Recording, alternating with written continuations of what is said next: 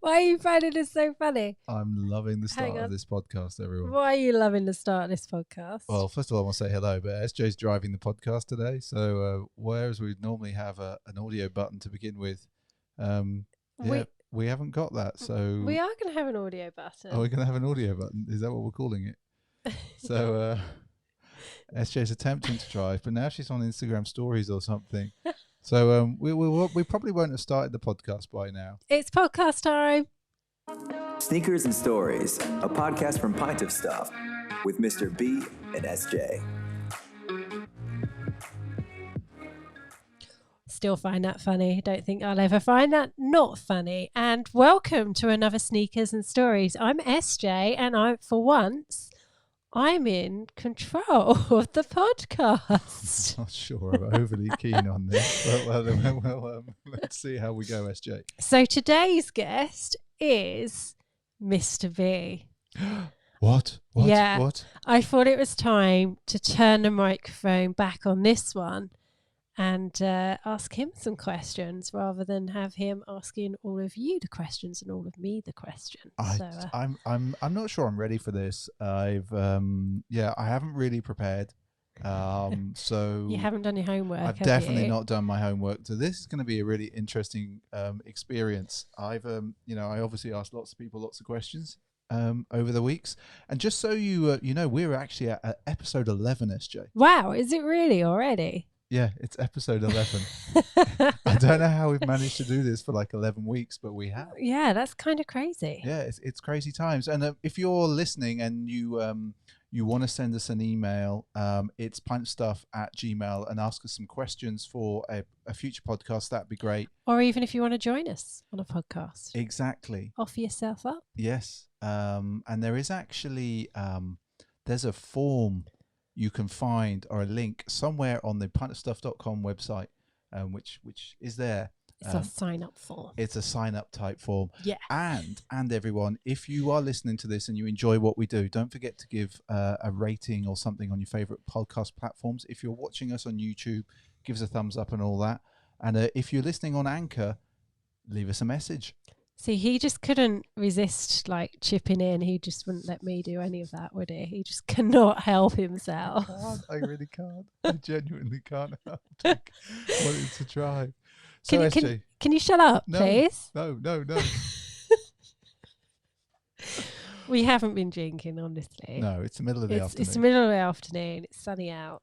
Mm-hmm. I'd rather be outside in the garden actually than talking to you. But let's do this. Okay. I wish I had like a little. I wish I had like a sound effect to go dum dum dum dum dum dum dum.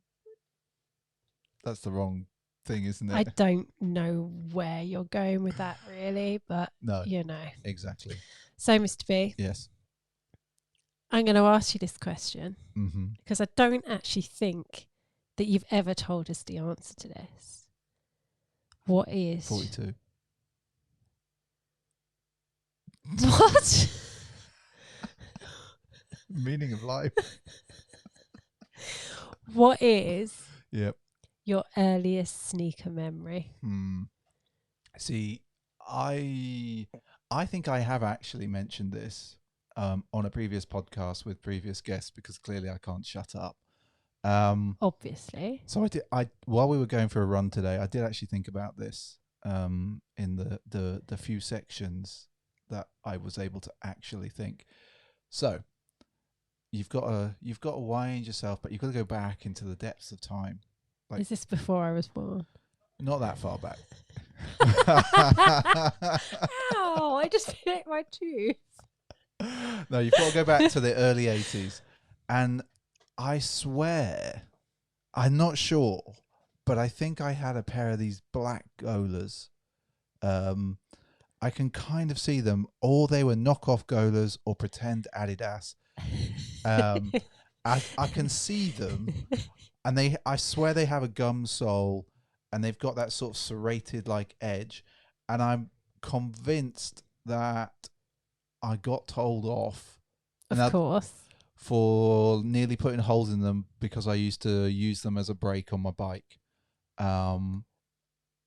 I don't know if that's a true memory or one that's just I've invented in my head and is now part of the real life of me. But yeah, so that SJ I think is my first memory, and like they kind of look. I think they kind of look like Samba.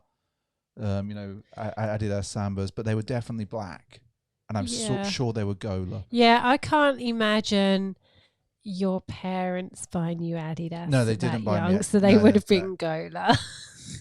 Hey, there's nothing wrong with Gola. I had a pair of Gola. Everyone's got to start somewhere. Exactly. And that's that's the earliest memory.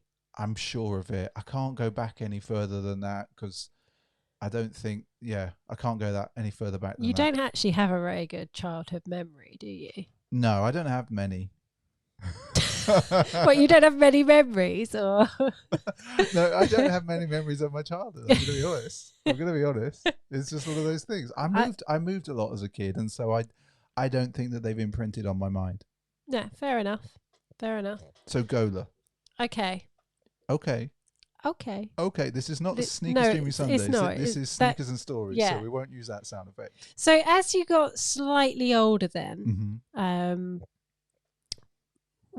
And at what point did you sort of start paying attention to brands and thinking about what you were wearing and what you wanted to wear and what you could and couldn't have? I think it was probably around the time when I was 13, 14. I think everyone at that time, certainly for a lad, that's when you really start paying attention in some form or other, even if you can't get what you want. So it was around then, but for me, it was very clear that it wasn't the fashion of the day. Well, I'll rephrase that. So street fashion or streetwear as such, it didn't really exist. It wasn't called that then. No. And so there was a combination of skatewear and then, interestingly, surfwear. And I say that because of the school that I went to. So I went to a boarding school, and some of the guys lived down in Cornwall, and they would just come back with surf gear and skate gear. And I was into skating at the time, but just wearing whatever I had available. And that I think that was the moment. And I think from a shoe point of view, and I've talked about this countless of times, it was Airwalk that got me really badly. Like, I so desperately wanted a pair of Airwalk prototype. They were in Skateboard magazine, they were in Thrasher, they were in Rad. I'm convinced of it. So yeah, that's kind of when I did, I think. So as you didn't have those sneakers then, I can't remember. You can't remember what you had? No, they would have been something from the market probably, or something from the catalogue. And you have to think as well is that at that age when I was at my school, it's going to sound weird to everybody listening. It's going to sound super weird. Like, we weren't really, like, for the first 2 years at school, we weren't allowed to wear our own clothes. Yeah, I was about to say that for quite a while of your teenage years, it was dictated what you had to wear. Yeah, completely. You could wear what you wanted at the weekends, but that was... But even then, wasn't there some restrictions? Yes, there was always restrictions. And I was always pushing the boundaries of what you could wear, what you couldn't wear. But I don't know. I think I'm thinking about it more. The other thing that was really impressionable for me at the time was the film Lost Boys. And we did go to Santa Cruz. We did, and so the fashion, like, if you didn't have a long leather Mac. No, but I had a raincoat, which was my interpretation of that. And you've got to imagine sort of skate ratty clothes under that. Yeah, I was really into that at the time. So quite gothy with that skate look then. Quite gothy with the skate look. If I wasn't wearing skate highs or market versions, you would see me either in combat boots randomly or DMs. So it went from sneakers to combat boots and DMs. That's what I would wear out of choice. Interesting. Very gothy. Yeah. Very interesting. And that sort of theme sort of stuck with you for quite a while, right? It did. So when did when would you say like your real sort of change of your look sort of happened and you got more into sneakers and, dare I say it, just a bit more fashion? I knew you were going to go there, SJ. So I think, right, so there's a couple of things. So the early 90s, I went to university for a little bit in London. I didn't finish. And the look was, I don't know, it was like whatever tie-dye crap I could get hold of, whatever jeans. Like I tie-dyed my jeans myself at the time. You don't want to know what I look like. But it was kind of a techno-y, punky, Ravey vibe. But I think, when I left London and I came back to Kent, I really wanted a pair of Adidas Samba, and I couldn't get them. And I went and bought this alternate pair. They were horrible pink leather. Salmon red, I think, is probably the true color. And I think then, as well, as I started to earn money, it started to happen. And I always looked at skate shoes. Always wanted skate shoes. Always wanted Etnies. Actually, always wanted Puma Clydes through that period. Earn money, and then I think you popped on the scene. But through that moment as well, I was just starting to earn more money. So it was always there. If I'd have been able to buy skate shoes and clothes through the late 80s, early 90s, I would have done. I just didn't have the money, and I think as well at the time. Now you see, you've really got me thinking about this. As I think about it more, I think also the distribution, it was just hard to get them. It was hard to get stuff. It was particularly after you left London, it would have been really hard to get completely. stuff. And to be fair, when I was in London, I went to Camden Market. That's where I bought my clothes, all randomly in a club night called Mega Tripolis, which not many people will have heard of, but it was kind of like a mini Glastonbury every week. Inside heaven in London. Interesting. Yeah, it's a very interesting place. Very interesting place. Yeah, it was. But yeah, so and then I met you, and then I think I bought shoes, but then again we had a moment where we didn't have a lot of money, and so that had to pause. And if you think about it, really, I never determined that I was a sneakerhead. It just turned out that everybody else didn't buy as many shoes as me. Yeah, that's very true. I would go to the skate shop every week. Yeah, that is very true. And buy shoes. And we always went in. There was a shop in Oxford when we lived in Oxford. We always went in there. I don't think I bought anything in there in the end. You did. But yeah, so that's how it evolved, I think. That was a long, rambly answer. I can't help it. See, this is I'm looking for I'm looking for help from SJ.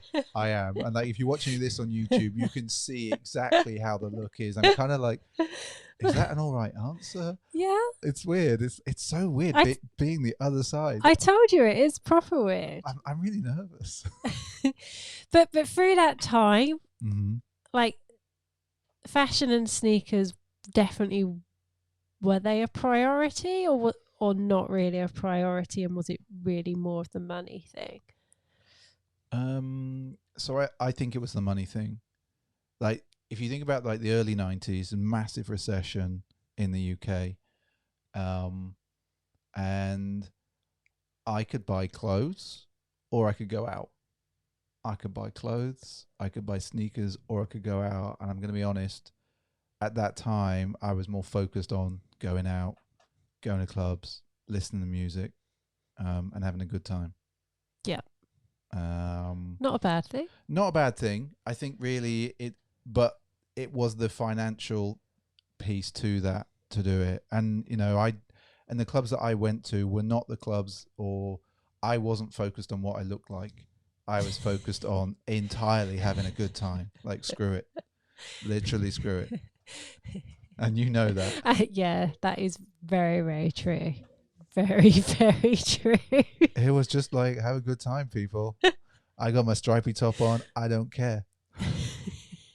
Literally. Your stripy top and your DMs and your aviator flight jacket thing. Yep, that's me pretty much. That's pretty much me. That's definitely me. Definitely. So sort of moving on Yep. to the last, I don't know, however many years, but the collecting thing has been going on for quite some time now. Mm-hmm. And you've got quite a few pairs of sneakers. A few, yeah, they're in 2 rooms now. Yeah. Somebody did ask me to ask you how many pairs of sneakers you've got, and I know that you haven't counted, but No. we are having a sort out in a couple of weeks. We are. So we will have a proper count up then. Yeah. But rough estimate. See, so I did have a count once, and I think it was close to 150 at that time. And now I think right, so the broad range is definitely 150 to 250. I think it sits at around 200 to 225, maybe. That sounds a lot, doesn't it? It does sound a lot. I remember, right? I don't know if you remember, but do you remember when the Philippines were ruled by a dictator and there was Imelda Marcos as his wife? And like, I seem to recall she had 300 pairs of high heels or there's some random number. And at the time I recall thinking to myself, who the hell needs that many pairs of shoes? And now I'm thinking that's not many, actually. It is quite a few. It is a few. It's quite a lot. It is a lot. It's nearly a pair of, like there's a different pair exactly. for every day. But most of them have been worn more than once. Most. There's a few I'm waiting for the right occasion to wear. Some I won't wear in this country, in the UK necessarily, unless the sun's been beating for about 10 days. So everything is solid dry and there's no moss anywhere. And just no possibility of anything but dust. I can deal with dust. I just can't deal with soil and mulch and moss. So what haven't you worn from your collection? I definitely not worn properly the Stussy Nike SB Blazer mid that Lance Mountain he customized a couple of years ago. I've definitely not worn yet the Humidity Dunk Highs. Oh yeah, I forgot about those. I'm waiting for the right moment for them. I have not worn the Dunk Safaris properly yet. There will be a few others. Have you worn the Benjis? I've not worn the Benjis. Thank you. You haven't worn the. That's 5. Okay. Come on. You haven't worn the Sanko de Mayos. No, but I'm worried about them. Okay. Yep. No. I'm worried about. So the Sanko de Mayos are like from 2004, 2005. I'm worried. Like they look to me like in good condition, but somebody told us, oh, they're just going to fall apart, and now I'm like ever so slightly concerned. But out of let's call it around 200 pairs. That's not a bad percentage. That's like 2%. That is true. Ish. That is true. In the top of my head. So yeah, it's it was never intended to be a collection of sorts. It just sort of happened. I think when we got to like 50 pairs, and I was just like, oh, I'm probably a collector now. And if you look, like everyone, if you look at the Pint of Stuff YouTube description of what we are, we're very much. I don't consider ourselves true sneakerheads. No. Because, and I'll tell you why. I don't think I have the photographic memory. Like, there's some people who just like, oh yeah, that's that, and they just have a real deep knowledge. And I don't consider myself to have such deep knowledge as that. I can appreciate. I can truly marvel at it. I love the silhouettes. I love looking at the details and materials, the stories behind the shoes.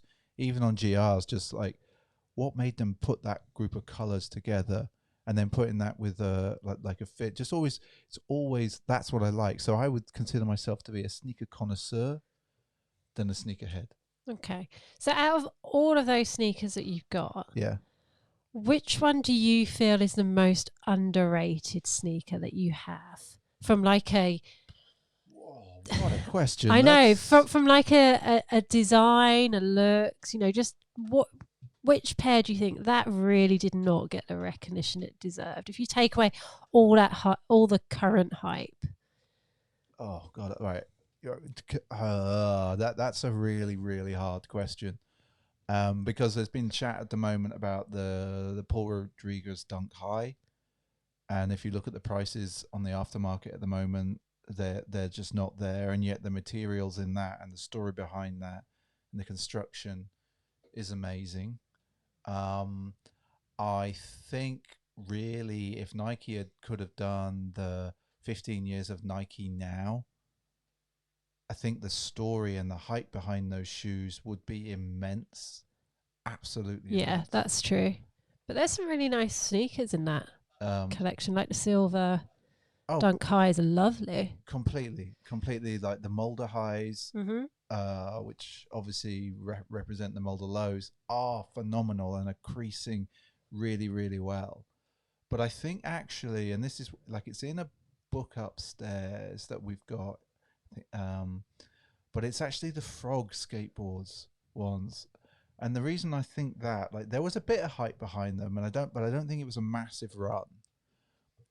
There's so many little details on those, and whenever I wear them, people do stop and look and do actually comment.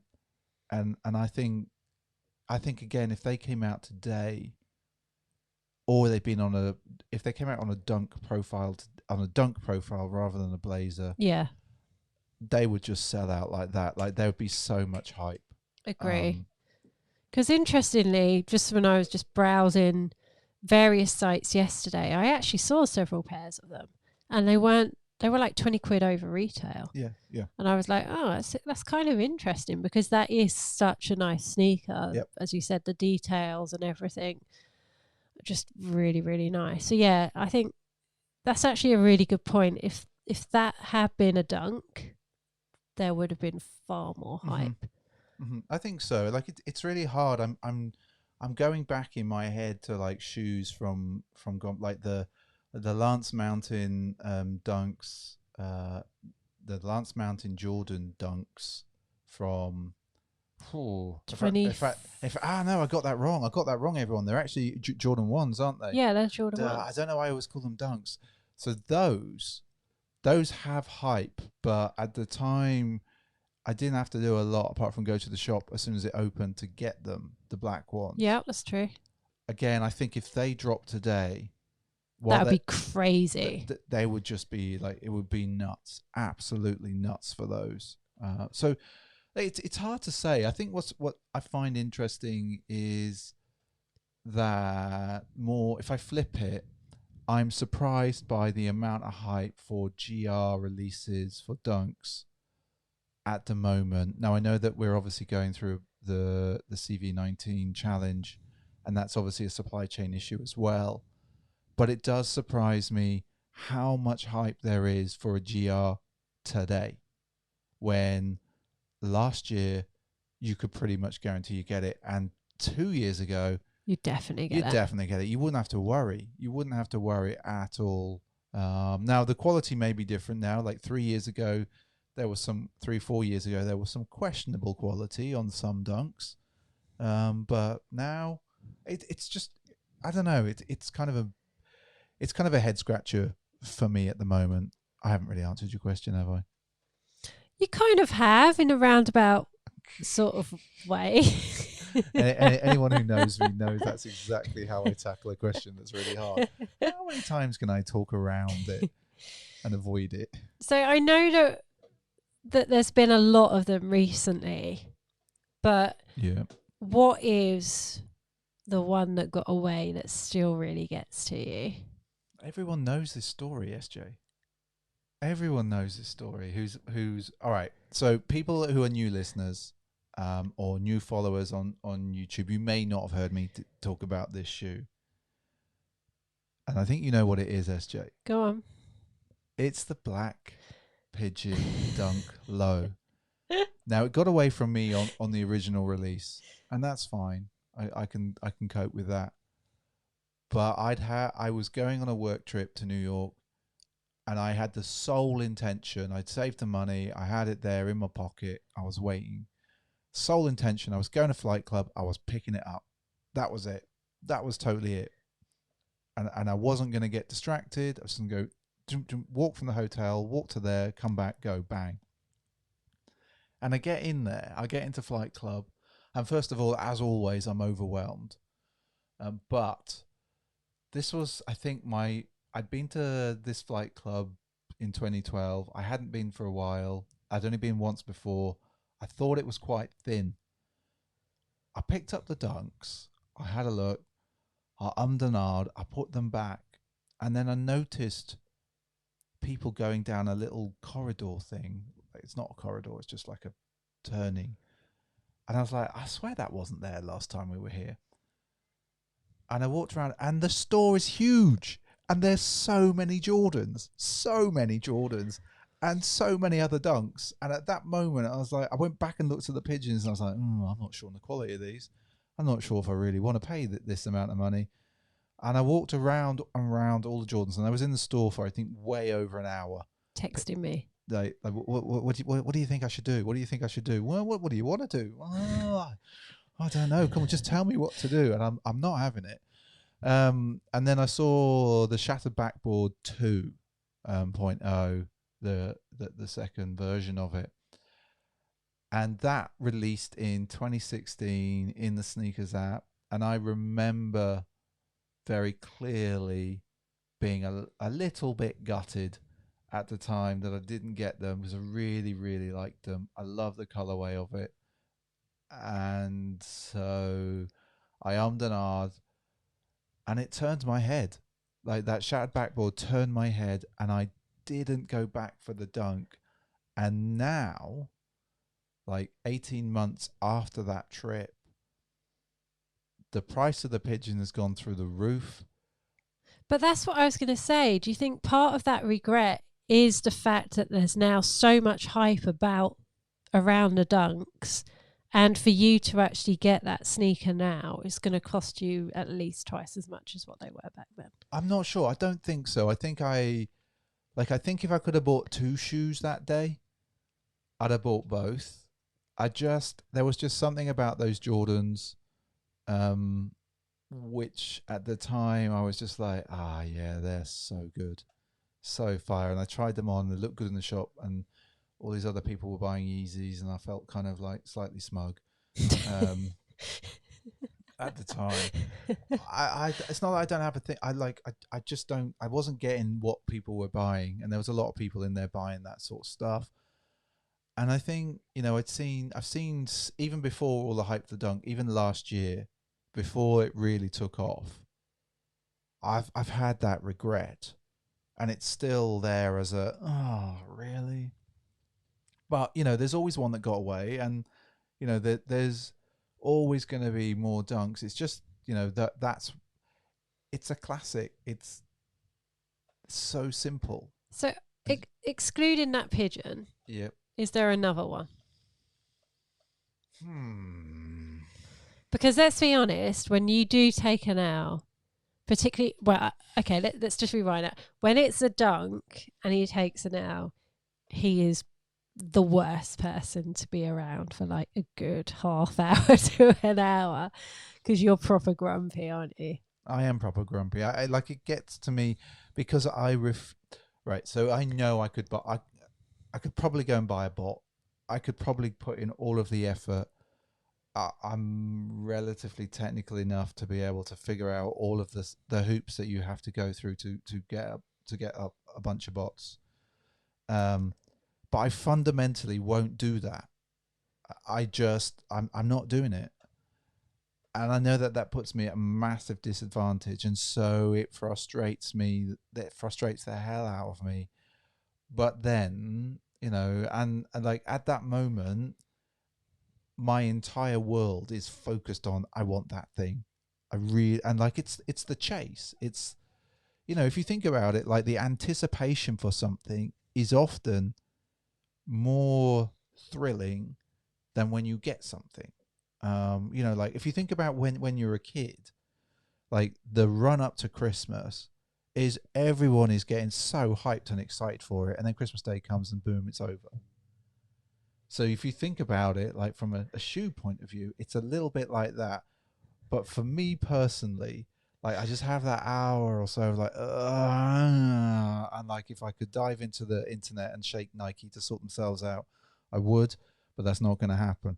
But then I get over it. I know that there's something else coming, and I think that that's the interesting thing with this sort of collectingness at the moment is there's always something else. There's always something else that I'm going to look for. So back to the question of, is there something else? Yeah. Well, there's something else, but there's not. I didn't know that I wanted it. Okay. And it only means something to me now. Okay. It didn't mean something to me when it came out. Right. What's that?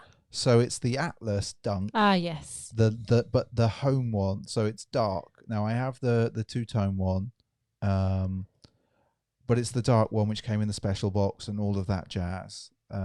Which literally came out just as we moved there. Just as we moved which to San is Mateo. why we didn't get them. Yeah, exactly. And we didn't know the folks in Atlas at that point, and so that's probably the one. The rest of them, like I can kind of cope with, kind of cope with. Yeah, well, are you right there, SJ? Yeah, it just sounded funny. I can't really edit that out. And just so you all know, we don't really edit anything out of these. So what you get is what you get. And there's a dog's tail. And there's a dog's tail. So I think it's that one, SJ. Now, we all know that you have one big regret on buying, and that's the clown shoes. The clown shoes, as we call them, the Pharrell Human Race. Or are they gold, red, blue? They are proper trail ones. Meh. Sneakers. Yeah. I do not know what possessed you to buy those. I was but trying something out, You were trying something out. Experimental. And it didn't work. That's fair. But it was a lot of money to try something out on, to then discover, nah. Apart from those, what are your biggest regret buying and keeping? Because we know that you did send a pair back, the BB Adapts. The BB Adapts. Interestingly, you're still intrigued by those. I'm still intrigued by those, and I'm really intrigued by the Air Max version. I know you think they're like two Buck Rogers or whatever, and that won't mean anyone to anybody. Buck Rogers. It's a bit space age, but I quite like them. Yeah, but come on, what biggest regret buying apart from those monstrosities? I don't have that many regrets. Let me think about this. So, the React Element 87s, I've got two pairs. I bought them true to my own size. I should have probably gone up half a size with them. But you love the undercover one. Oh, yeah, I love them. I would prefer if they were just a smidgen. Like, if they did quarter sizes. Like, that's what I'd love someone to do, a quarter size. So I think it's probably those. Like most of the rest, like I probably don't regret. I've got there's probably a couple of really old pairs that I should have sold that just are randoms. There's a pair of Adidasler like weird ones upstairs that are a bit uncomfortable. They're sort of these high tops. We should show them actually on the Instagram. The shiny high tops. Yeah. Sort of almost like a patent brown. Yeah. They're a little bit uncomfortable at times. And there's a pair of Nike sort of random boating shoe type things. I can't even think what they are. They're just so not in the collection, but I thought I wore them to get like some smart ones. I'm not sure I remember these. They're upstairs. They're pretty hideous. So yeah, but everything else, like over the last 5 or 6 years, I don't think that there's anything that I have a real regret with buying. There's the occasional shoe that's probably a bit tight, but I really, really wanted. So no regrets apart from the clown shoes. Okay. So if we won the lottery, which we didn't, by the way, annoyingly. When we win the lottery. Okay. So when we win the lottery, Yep. what are your top 5 Oh God, really? sneakers that you would go on to one of the resale sites and you would just splash the cash on and not care about it? MF Doom highs. I would probably see. I'm thinking about this. I'd quite like a pair of Reese Forb denim lows from back in the day. Clearly, I want those Atlas ones.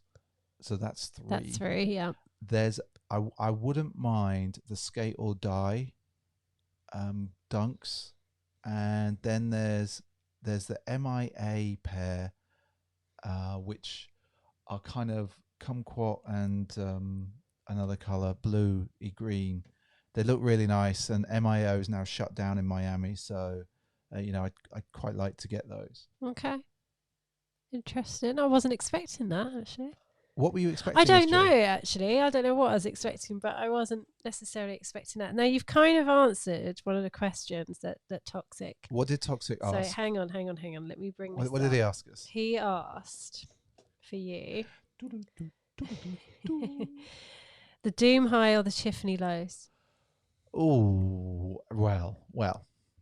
The Doom High, because I really like a high. I love the colorway. I know everyone's into MF Doom, but like for me, it's actually this shoe is actually what makes it. Now the Tiffany is in the top 10, I think, of shoes that I may go and buy. But actually, there's the Cali Low that I'd get before it. See, now I'm now thinking, I'm now like, oh, and there's that pair. Oh, and there's that I said pair. only 5. I'm limiting you here. I know. So I think I think it's the Doom Toxic. Okay. Any other random questions? There are a couple, yeah. So we know that you're mainly an SB Dunk guy. Yep. However, you do have quite a few Air Force Ones. A few, not many. Yeah, I said a few. Yep. I didn't say many. So somebody has said best Air Force One memory. So it's not a shoe memory, but it's an Air Force One memory. And I think it's actually going, and it's not from that long ago. Well, actually, it's 8 years ago. It's from 2012. It's from going to Mercer Street in New York. And it was around the time of the 30th anniversary. Got a sweatshirt with AF1 and 30th anniversary here. But I think there was also an exhibition type thing in the store. Yeah. And so I'd say for me that's a memory. It was a great memory. It was our anniversary, so it's all kind of bringing it. I've actually got a picture of that wall. Have you the AF1? There's like a neon thing. Yeah. I've actually got the picture of that still. So if you're watching this on YouTube, we may drop this in, we may not. We'll get SJ to stick that picture on the Pint of Stuff Instagram because I totally forgotten about it. Yeah. Is that an all right AF1 memory? I know it's a bit weird. It's not like an AF1 memory, but it's an AF1 memory. Yeah, no, I get that. Okay. So another question that came through. Has Mr. B's taste in sneakers changed over the years? Well, not really. I think now, I would say that it's evolved, but it's followed the same path. However, now I think I'm more comfortable with trying randomness every now and again, which is why we have the clown shoes. And they will forever be known as the clown shoes. Yeah, they will. Very much so. Yeah. So I think like it's evolved, but I think I feel more comfortable trying different things now. Like I went to Nike's store in San Francisco, I don't know, a couple of years ago, and I tried on all kinds of random basketball shoes.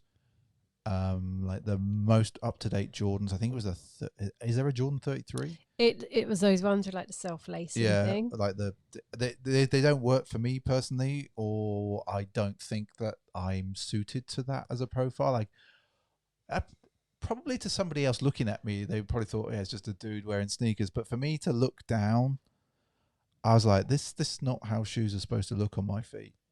Does that make sense? It does. But I also think you were experimenting that day because you weren't necessarily experimenting with your own money. That's very true. Because you were actually gifted a card to actually purchase. That's very And true. I think that makes a bit of a difference. I wanted to just see. Yeah, I get that.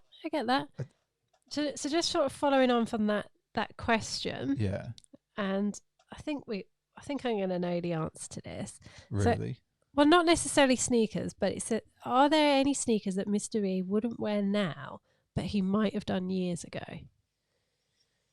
Well, I wouldn't wear Airwalks now, but I would have killed. Well, no, that's too strong. That's too strong. I wouldn't have done that.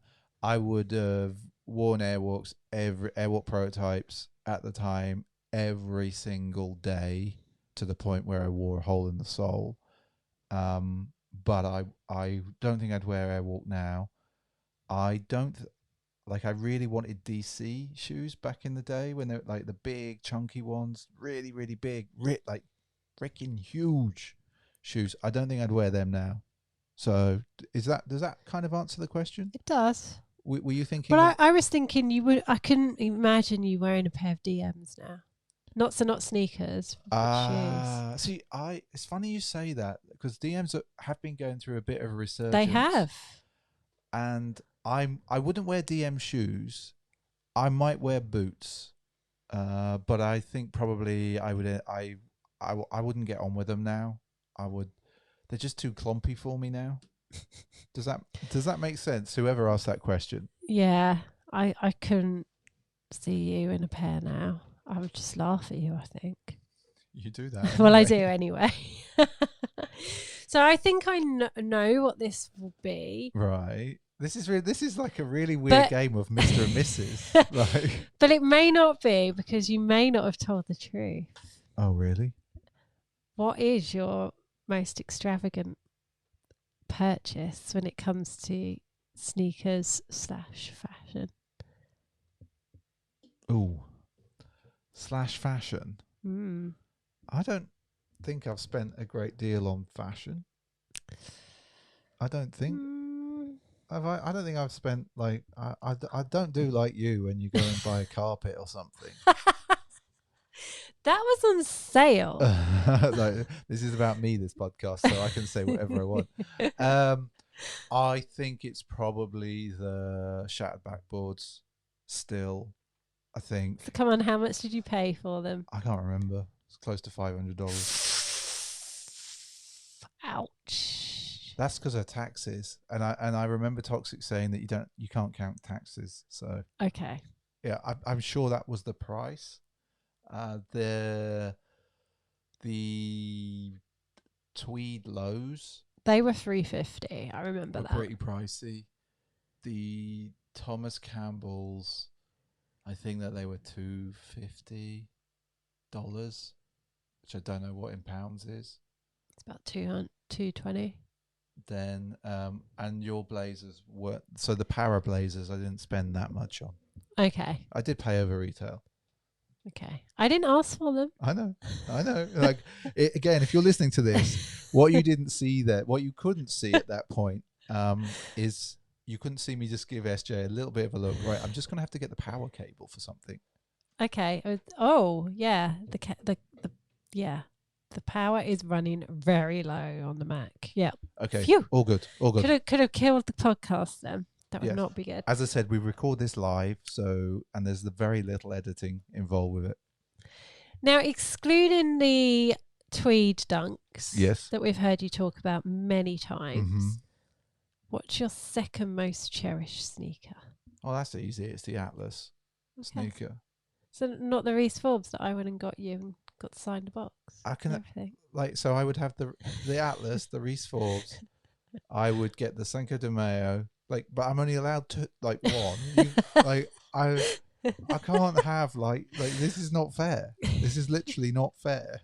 I suppose if you'd have said to me one that you could carry, well, I could say, well, I've got quite big hands, and so maybe I could get 2 pairs. Yeah, I reckon you could get 2 pairs there. Oh my word! This is one of those bizarre conversations that we end up having. So you've worn, you do wear your sneakers, and. Where are you going with this question? Because you're putting a really funny face. Because I know I don't want you to say the obvious ones that we talk about all the time. Okay. But is So not the passports, not the hacky sacks. Uh-huh. Is there another pair of dunks that you really regret beating as much as you have done? Yeah, I think we talked about these before. There's a wolf grey pair that we've got with like it's Oh yeah, it's got the a nylon toe box. nylon. It Yeah. doesn't have the perforated holes. I tried to clean those up a couple of years ago, and they just didn't clean up. And I really, really love those. Like really love them. I've got They were just a GR. oh yeah, and to be fair, everyone, all of the shoes that I regret beating inherently were GR, and I think actually Alwyn's talked about this before. There was more GRs back in the day that were just cool and like fire, like they are now, if I'm honest. Yeah, that's true. So there just wasn't the hype around them. no, and like I'm thinking I've got some mids upstairs, like in the collection. There's some grey mids. I was gonna say, grey mids are some of my favourites. I like those. And the eyelets of those have actually split where I've pulled the laces so tight. So there's a fair few, and then there's a bunch of Janoskis that I went through a period of time. Like I know everyone, like I talk about dunks a lot, but for a period of time I was also really into Janoskis, but not ones that you go and buy on the high street. Actually, ones that you'd have to go to a skate shop to buy. And there's a few of those that I wish I hadn't worn quite so hard. But most of those are in pretty decent condition. Like the Digi Camo are in really good condition. They are like, I'd rate them a 7 out of 10 from a condition perspective. For sure. But there's others up there which, they're a little bit like, and I can't get rid of them. I feel bad. Yeah, that is a bit of an issue that we've got so many pairs of hoarded, skanky sneakers that you're just not going to get rid of. See, in my mind as well. So, I often have these kind of weird fantasies in my head of like, I'm going to clean this up. I'm going to make them mint again. It can't be that hard. And then when I try it, it's too hard. And then I have the converse to that. I have random art projects in my head that I'm thinking, well, what I'm going to do is I'm going to cut them up and I'm going to spray them with paint, and then I'm going to pour a load of acrylic over them in the Jackson Pollock style. I'm going to have them on a canvas, and they're going to be this 3D sneaker piece of art. Okay. Where's this going? Well, there's that piece of art. I'm not, and then I'm going to put them on the wall. Yeah, that's what I meant. Which wall? Oh, well, I don't know. A wall. I haven't decided which wall yet. I really haven't decided which wall. So that's one of the reasons I don't really get rid of them. And there's some pairs that I still feel, even though they're proper beat, there's still some wear in them. And I don't know whether this comes from, if I think about that first, I go back to the Airwalk prototype that I mentioned earlier. Like those, I wore a hole through the sole. The side started to wear, so I put silicone sealant all on the side of those that you would put in your bathroom. Put that all over there and peeled it off so many times, and actually then rescued them again where it didn't ruin the leather on the toe box area. So I think it's just that I love them so much that I'm literally going to wear them until they disintegrate. Okay. And then turn them into an art project. Okay. Now, if you were to pick up your skateboard, which you haven't done for a while, which pair of sneakers would you skate? Current ones that I'm wearing, or just in general? Just in general, out of everything that you've got, what would you like? What would be like your go-to pair if you were to get back on the board? Right now, I think it would be the Adidas Nissa Greens. You love those, don't you? Yeah, they are. I'm really surprised at those. Like really, really surprised at how comfy they are. But part of the reason is actually where they sit on my ankles, and they feel quite. It's gonna sound, while they're not thin, I think I can feel things more in my feet in them, but not like in a stones kind of way, like feeling stones. I can't really explain it. I think it's described as board feel, and I swear I can feel more connected to the ground in them. That sounds so weird. I don't know where I was going with that. I will get a board out again, but my knees and my shoulders are a bit shot, so they don't like it too much. But you've been wearing the Nizzas quite a lot on our scooter rides, haven't you?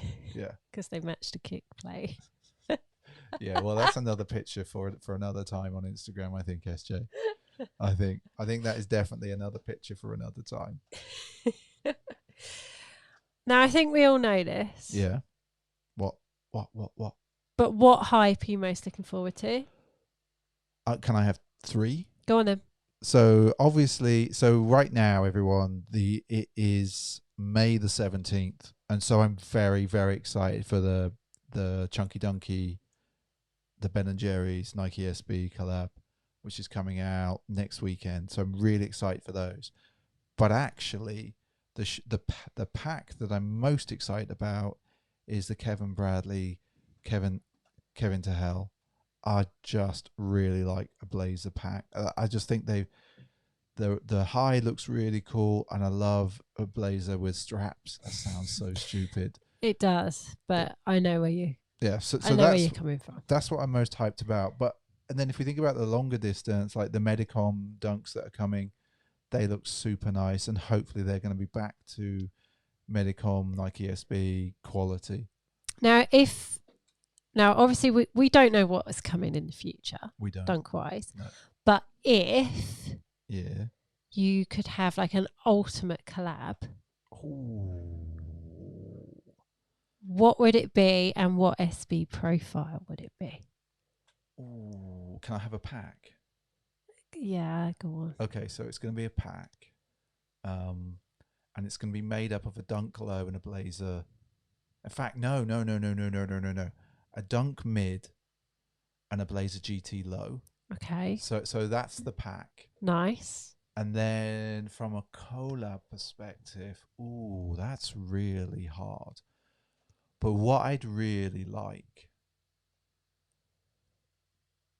I'd like an Uncle collab again. Ooh. That would be fire. And you know what I'd even like even more is if that could be a collab with multiple skate shops. That would be so cool actually. Like if like there was different variations around the world. Oh, that'd be so good. So good, so good. I'd be so excited about that. So I like and there could be many other brands. That's just what I was thinking about. Okay. Interesting. That would be a very, very hyped collab. Yeah, that would be like yeah. super hyped. Oh, completely. Like I'm not like, but kind of epic. It'll be epic, but it has to be like a dunk and a blazer pack. It definitely like I think it needs to be a pack, and it needs to be a mid, not a high. Because you don't get many mids in this country. Exactly, it has to be a mid, and we need a blazer GT low. I think again, it's a great shoe. Interesting. What did you think I was going to say? I don't know. Like I really had no idea. I kind of felt that you may have said like maybe an Atlas Nike collab again. I don't know. Right. So, which is where I was going with kind of a skate store thing. But what I'd really like is if there was multiple skate stores. Because the other way you could flip that, which I quite like the idea of, is that you have a pack, you have multiple skate stores around the world that put in for this. But actually then to flip it on its head, you know, like the Nike On Air thing. Mm-hmm. But we do that for local stores. So a little bit like there's been competitions for T-shirt designs for Converse. Well, let's flip that on its head. Let's make it a longer term program. And let's make it so that people, like fans of the stores, can actually create the shoe with the store in some form of way. That'd be cool. Yeah, I'm up for that. I'm all in. I'm all in, Nike, if you want some help. Now, obviously, the Dunk is the most hyped sneaker. Yep. Of the moment. It certainly is. It certainly is. Where do you think this is going? Well, it can only go right. So it can go so far. It can only go so far, and then there will be another shoe profile silhouette that will be hyped. So how long do you think we've got of this?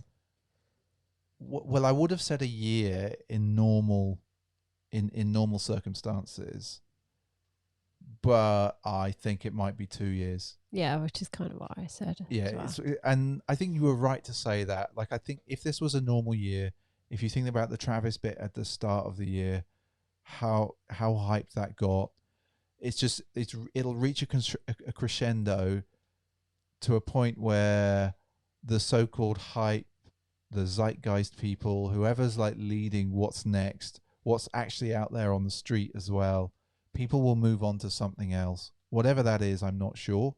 And to be fair, I don't mind what they move on to. I know that I'll be sticking with my Blazers and my Dunks.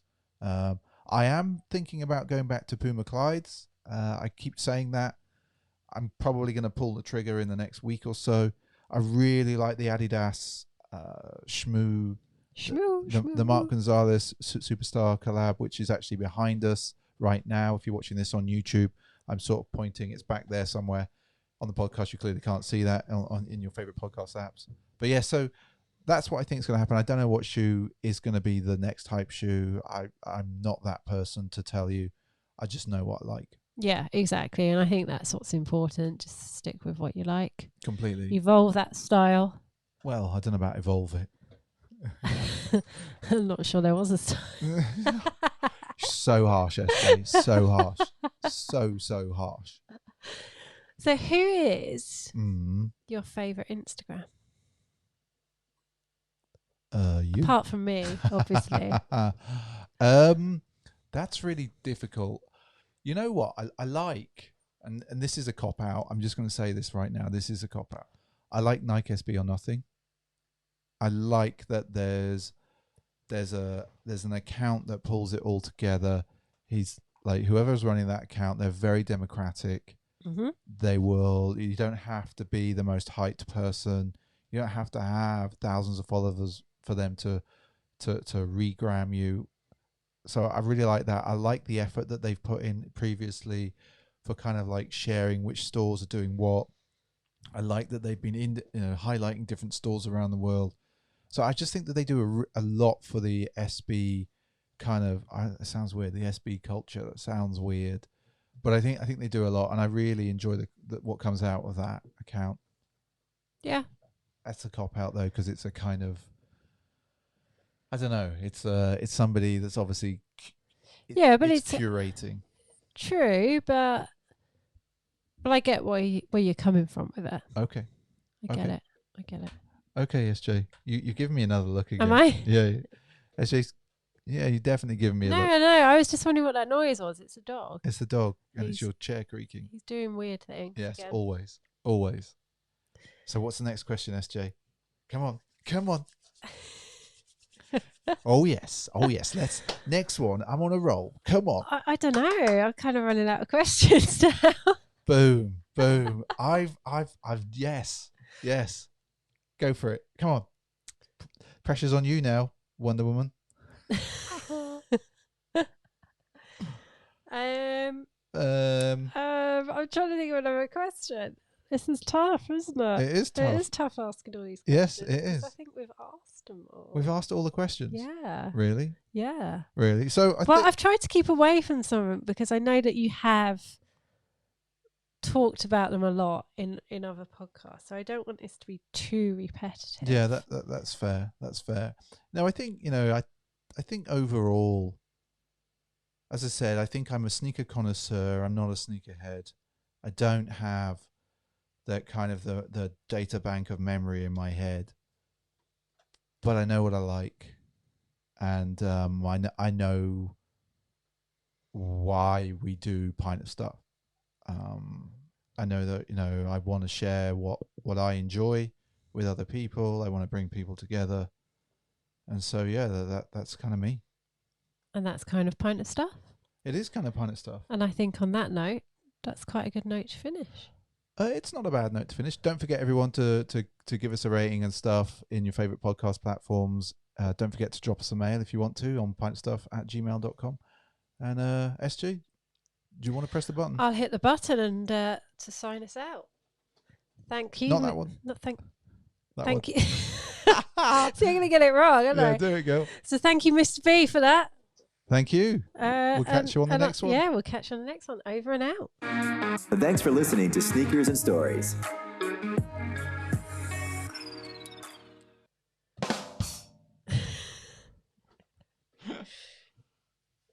Was that all right?